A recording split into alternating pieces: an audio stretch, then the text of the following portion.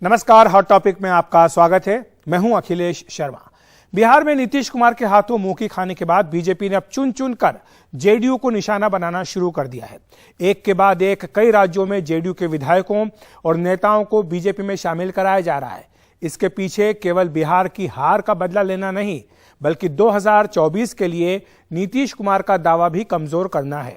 सवाल ये उठ रहा है कि आखिर बीजेपी ये जेडीयू मुक्त भारत अभियान केवल छोटे राज्यों तक ही सीमित करना चाहती है या फिर यही दांव बिहार में भी आजमाएगी। एक नजर डालते हैं कि बीजेपी ने कहां कहां जेडीयू में सेंधमारी की है, और ये सारी सेंधमारी बिहार में नीतीश कुमार के बीजेपी से रिश्ता तोड़ने के बाद की गई है। तो जेडीयू को तोड़ने में बीजेपी जुट गई है। कल की ही बात करें तो दमन दीव में जेडीयू का जो इकाई थी, राज्य इकाई थी, उसका बीजेपी में विलय हो गया। जिला पंचायत के सदस्यों ने भी जेडीयू को छोड़ दिया है। 17 में से 15 जिला पंचायत सदस्य जेडीयू छोड़कर बीजेपी में शामिल हो गए हैं। और वहीं बीजेपी ने यह दावा किया है कि कल की जो टूट हुई है यह दरअसल इसलिए हुई क्योंकि जेडीयू ने आरजेडी के साथ गठबंधन कर लिया था।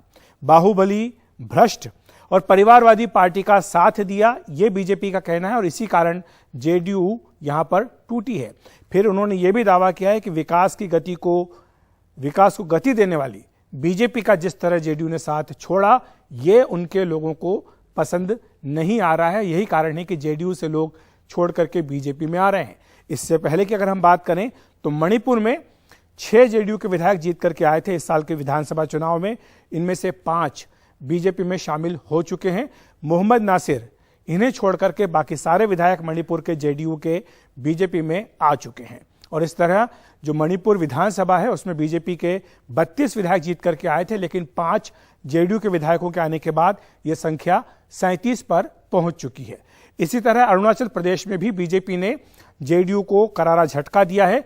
वहां जेडीयू का एक विधायक जीत करके आया था और ये इकलौता विधायक अब बीजेपी में शामिल हो चुका है। इस तरह वहां पर 60 की जो विधानसभा की संख्या है, वहां पर बीजेपी के विधायकों की संख्या 49 हो गई है।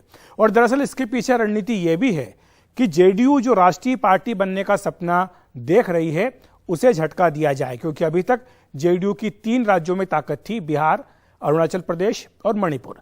पूर्वोत्तर के राज्यों में पैठ बढ़ाकर जेडीयू राष्ट्रीय मान्यता प्राप्त करना चाहती है, राष्ट्रीय पार्टी की मान्यता लेना चाहती है।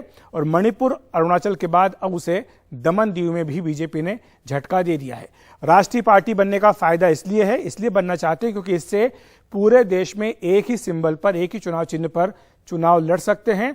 और राज्य में अगर मान्यता मिलती है तो वहां पर एक ही चुनाव चिन्ह पर आप राज्य में भी चुनाव लड़ सकते हैं। इसके साथ साथ कुछ अन्य फायदे भी हैं।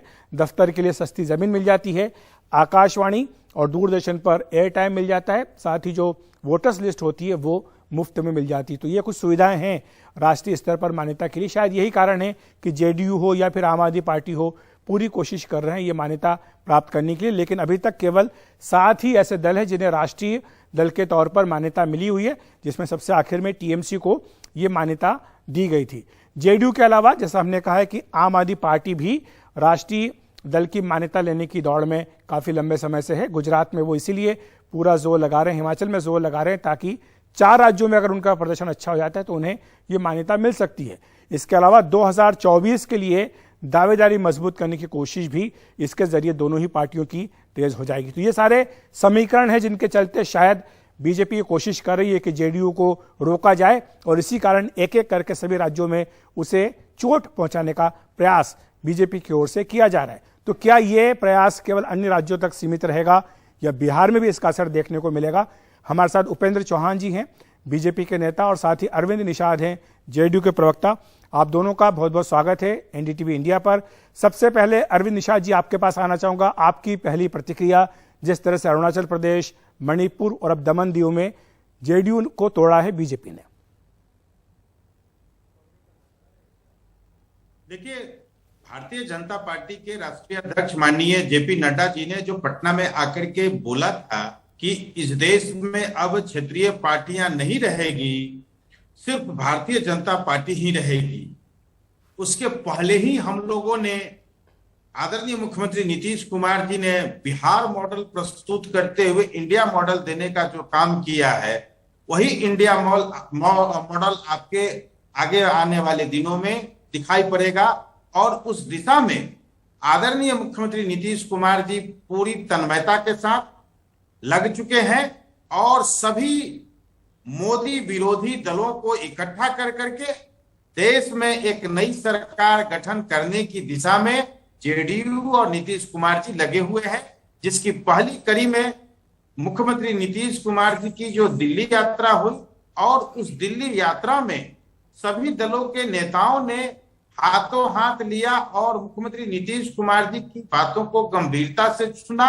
सभी लोगों ने मुख्यमंत्री जी से मिलने का काम किया। उसी दरमियान पश्चिम बंगाल की मुख्यमंत्री माननीय ममता बनर्जी जी ने मुख्यमंत्री जी को टेलीफोन किया।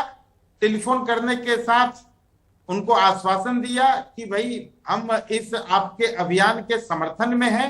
और उसके 2 दिन के बाद कोलकाता में एक जनसभा में भी उन्होंने इस बात का ऐलान किया कि मोदी जी को हटाने के लिए। लेकिन अरविंद जी, क्या अगर ताकत नहीं रहेगी जेडीयू की, अगर इस तरह से हर जगह उनके विधायक नेता टूटते जाएंगे, पार्टी का पूरी इकाई का विलय होता जाएगा, तो फिर कितनी गंभीरता से लिया जाएगा नीतीश कुमार जी के 2024 के विपक्षी एकता के प्रयासों को? देखिए, जब लड़ाई बड़ी रहती है तो इस प्रकार की घटनाएं सामने आती है। देश में इतिहास भरा पड़ा है, यह कोई पहली मर्तबा नहीं इस प्रकार की घटनाएं हो रही हैं। देश में इसके पहले भी बड़े बड़े दलों को बड़े बड़े नेताओं ने तोड़ने का काम किया है। इसका मतलब यह नहीं होता है कि वह दल समाप्त हो गया। और आज की तारीख में वैसे दल, वैसे लीडर कार्यरत नहीं है। वैसे दल और वैसे लीडर। ठीक है निशा जी हमारे साथ उपेंद्र चौहान जी भी हैं। उपेंद्र जी, आपने सुना अरविंद जी को ये कह रहे हैं कि जिस तरह का बिहार मॉडल विपक्षी एकता का नीतीश कुमार ने देश के सामने रखा है, उसी के चलते बीजेपी अब ये प्रयास कर रही है कि अन्य राज्यों में जेडीयू को खत्म किया जाए, लेकिन बीजेपी को अपने मंसूबों में कामयाबी नहीं मिलेगी। देखिए, बीजेपी कहीं यह प्रयास नहीं कर रही है। अगर बीजेपी प्रयास करती तो जेडीयू का अस्तित्व खत्म हो जाएगा। जेडीयू एक प्याज मार्का दल है, प्याज से छिलके निकलते रहते हैं, उसी तरह जेडीयू से छिलके निकल रहे हैं। अब उन छिलकों को कैसे रोका जाए? हमारी तरफ कोई आ रहा है, आग्रह कर रहा है, तो राजनीति में किसी के आग्रह को अस्वीकार कर देना अच्छी बात नहीं है। इस तरह से लोग आ रहे हैं बीजेपी में। और नीतीश कुमार जी कोई चुनौती नहीं है, कोई मुद्दा नहीं है। लेकिन आपने प्याज का उदाहरण दिया उपेंद्र जी, प्याज से तो आंसू भी आते हैं, तो क्या जो बिहार में आंसू आए उनका बदला निकाला जा रहा है ये? नहीं, प्याज वही नीतीश जी के छिलके उखड़ रहे हैं, तो उससे तो आंसू आना ही है। जो अगल बगल में लोग रहेंगे उनकी आंखों में आंसू आएंगे ही, तो आंसू आना वाजिब है। उस आंसू को कैसे रोका जा सकता है, इस पर विचार करने की जरूरत है। लेकिन उपेंद्र जी, सवाल ये भी कि क्या बिहार में भी आपकी यही कोशिश थी? जिस तरह से आरसीपी सिंह का नाम लिया गया और जब रिश्ते टूटे बीजेपी जेडीयू के, तो कहा भी गया कि एक नेता के जरिए किस तरह से जेडीयू में सेल लगाने की कोशिश की थी बीजेपी ने। नहीं, आरसीपी सिंह जी नीतीश जी के सबसे करीबी व्यक्ति थे। नीतीश जी के सारे करनी धरनी करतूतों के वो समझिए कि माने गवाह रहे हैं। तो आरसीपी सिंह जी से उनका मतभेद हुआ, वो जाने, उन दोनों का अपना मामला है। हम लोगों को तो जेडीयू की तरफ से नाम आया, मंत्री आरसीपी सिंह बनाए गए। मतभेद हुए नीतीश कुमार जी से, माननीय मुख्यमंत्री जी से, और नीतीश कुमार जी ने उनको निकाल दिया, पार्टी से निकाल दिया, टिकट उनका काट दिया। वो उनका अंदरूनी मामला है, ठीक है, हम लोगों का कोई मामला नहीं है। लेकिन अरविंद जी जाते जाते आपसे पूछ लेते कि क्या आपको डर है कि आज नहीं तो कल बीजेपी जो बाकी राज्यों में कर रही है, अरुणाचल में, मणिपुर में, यही फार्मूला बिहार में भी दोहराया जा सकता है? जेडीयू में तोड़ने की कोशिश हो सकती है जेडीयू को? देखिए, जिस प्रकार से महाराष्ट्र में, मध्य प्रदेश में और अन्य दूसरे राज्यों में भारतीय जनता पार्टी ने जो खेल किया, वही खेल करना बिहार में चाहती थी। लेकिन बिहार समाजवादियों की धरती है, बिहार आंदोलनकारियों की धरती है, बिहार लोकनायक जयप्रकाश नारायण जी की धरती है, जननायक कर्पूरी ठाकुर जी की धरती है। यहाँ पर इन लोगों के ऐसे कारनामों की कोई ये कार्यवाही नहीं चलेगी। माननीय मुख्यमंत्री नीतीश कुमार जी ने इनके सारे चाल को धता बताते हुए, सारी रणनीति को धता बताते हुए जिस प्रकार से बिहार मॉडल को दिया है, वही बिहार मॉडल आगे आने वाले दिनों में इंडिया मॉडल होगा। ठीक है। और वही इंडिया मॉडल से ये परास्त होंगे, बिहार मॉडल से परास्त होंगे। अरे 2 सीट से ज्यादा आ जाए तो आप जो कहिएगा अरविंद जी, आपको 2 सीट नहीं आएगी। खाता खुलना मुश्किल है लोकसभा चुनाव में, आप देख लीजिएगा। अखिलेश जी, भारतीय जनता पार्टी 2 सीटों से चलेगी। आरंभ किया था। अब 2024 के चुनाव में भी कहीं मुझे ऐसा लगता है कि भारतीय जनता का मूड पहचानने में भारतीय जनता पार्टी के नेता कहीं विफल न हो जाए। और ऐसा लगता है कि जिस प्रकार से हवा चल रही है, जिस प्रकार की विपक्षी एकता हो रही है, मैं समझता हूं कि आगे आने वाले दिनों में हमारे जो विपक्षी एकता मेढक को तौलने का काम है, वो दिखेंगे, वो बताएंगे कि कैसे समाजवादी विचारधारा के तो नीतीश कुमार जी किस गली के मूली हैं। इनके अश्वमेध के घोड़ा को बिहार ने रोक दिया, और वही अश्वमेध का घोड़ा जो बिहार में रोका है, वही दिल्ली में एक दिन चढ़ाई करेगा। कि आने वाले दिनों में बिहार देश को दिखाएगा, यह कोई पहली बार नहीं। बिल्कुल देखना होगा आगे की, जो कल तक के दोस्त थे आज जब दुश्मन बने हैं तो आगे जाकर क्या होगा, 2024 का इंतजार करना होगा। बहरहाल बहुत बहुत शुक्रिया आपका उपेंद्र जी और अरविंद जी हमारे साथ जुड़ने के लिए। फिलहाल हॉट टॉपिक में एक ब्रेक ले रहे हैं, ब्रेक के बाद कहीं बताएंगे किस तरह से बुलेट ट्रेन को लेकर रेल मंत्री ने किया है नया दावा।